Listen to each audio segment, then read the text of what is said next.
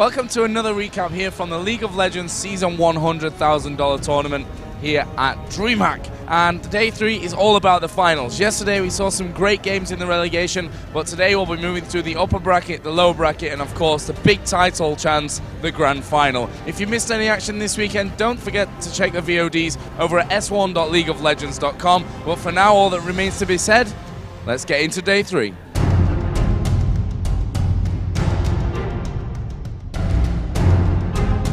Yeah. Absolutely amazing stuff. Of course, it is the final day here. We're going to be starting off with the upper bracket final, an all-European affair. Sushi going to be in a little bit of trouble there. Was stunned down for a second. We see the push around from Jarvan as well, moving into this area. Battle rolls in! Amazing from Sushi.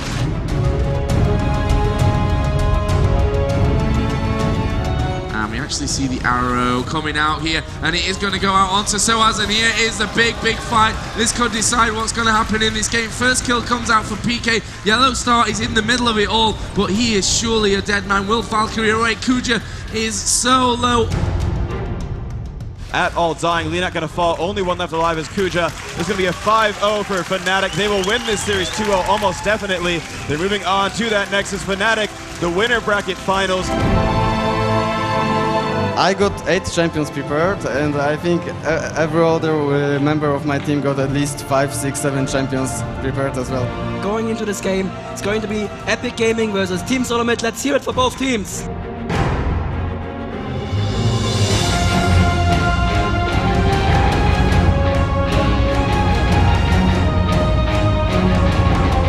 He is separated from his team by the odd one playing Warwick, and it's going to be a runaround right now as TSM continues to find people to take down. The suppression onto the odd one, Tristana trying to do the damage as she can, but an absolute wipe coming out of the hands of Reginald. Baron just being way too much for Epic to handle at this point in time.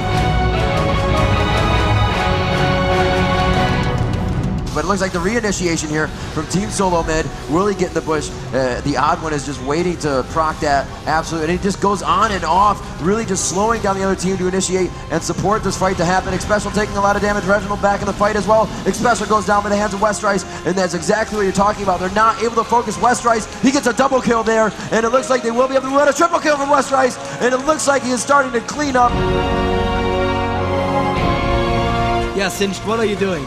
And I believe this is game right now. TSM have this. We go for tower dives, and we're up like 10 kills. But once it gets to the very last moment, we can just never finish it. We choke. So my goal is to just wrap up games, get better, and hopefully win. To see who will go through to face Fnatic in the final, and of course, it's against All Authority against Team Solo Mid.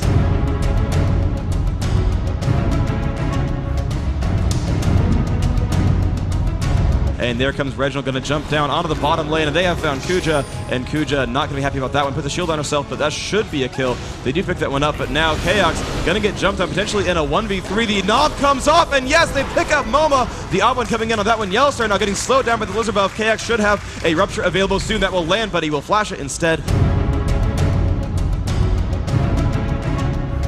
Now we see against All Authority pushing in for even more kills. Reginald is surely going to have to back away. Xpecial does go down here. Reginald will back away. That inhibitor will fall.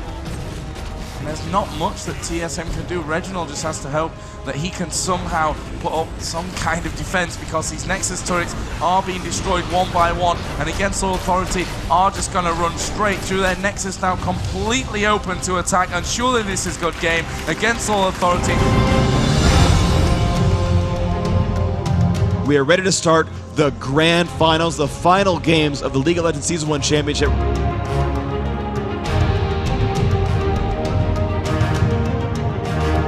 And it is going to be 2 down, and that one is Malzahar also went down. Fnatic, it looks like they are going to lose another one. Shushi goes down, and coming across was the Ash Arrow. A beautiful job. She is all the way down in middle for against All Authority, and they are going to turn that fight around.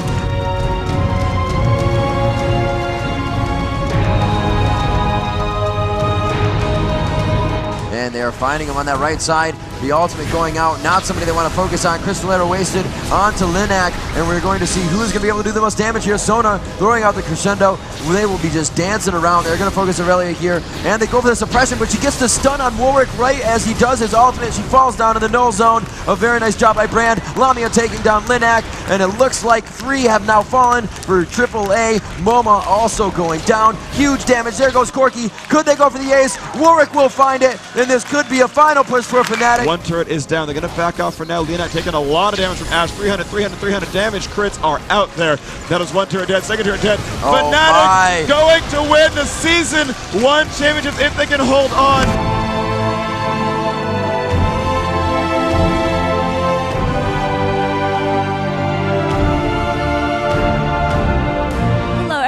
And I am Carrie Bear here with David Freak Turley and Rivington, and we want to just recap day 3 for you. So, you know, an amazing grand finals match. Did you guys predict this outcome at all with Fnatic taking the crown?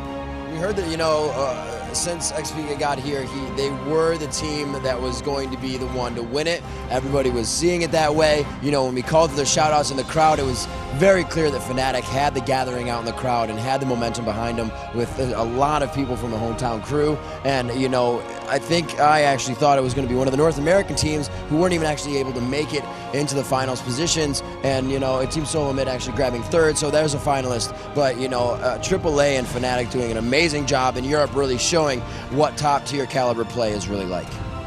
Right, and, you know, for you, what was your highlight of the day? Highlight of the day was honestly in game 1 of AAA versus Fnatic, the crazy like 2v4 where they came out ahead thanks to just completely outplaying the opposition and Asher at the end for fun. I mean, it's secured them the game. It gave us that game 2 in the grand finals, which I was looking forward to, and that was just phenomenal. That was that. And, you know, this takes us to the end of Season 1 of League of Legends. You know, how would you sum up Season 1 from, you know, our entire year of competitive play to these final matches right here in Sweden?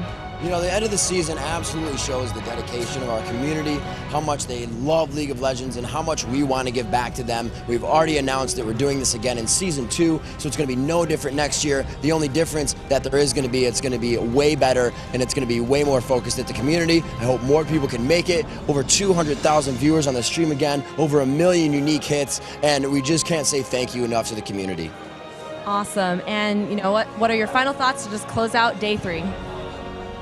Final thoughts. I mean, this was such an amazing event. Basically, going to repeat what Rivington said, where the entire tournament was phenomenal. The games were great. The players were great. They're fun to talk to. It was fun to see all the fans who were here. I can't wait to see all the chatter online when I finally get home. But this was just great. This was super amazing, and I cannot wait to do this again. And final thoughts for you? You know, it's been amazing. I've been a commentator for a long time. Nothing like this. An absolute excellent showing here in Jönköping, Sweden at the Almia Convention Center. Dreamhack is nothing less than amazing. The dedication that comes into something like this. Everybody is participating in it. And like I said, it's only going to get better. And we love the community so much. I'm really glad this happened. And, you know, Season 2 is going to be huge with more teams coming from all around the world. And we're glad to have them participate.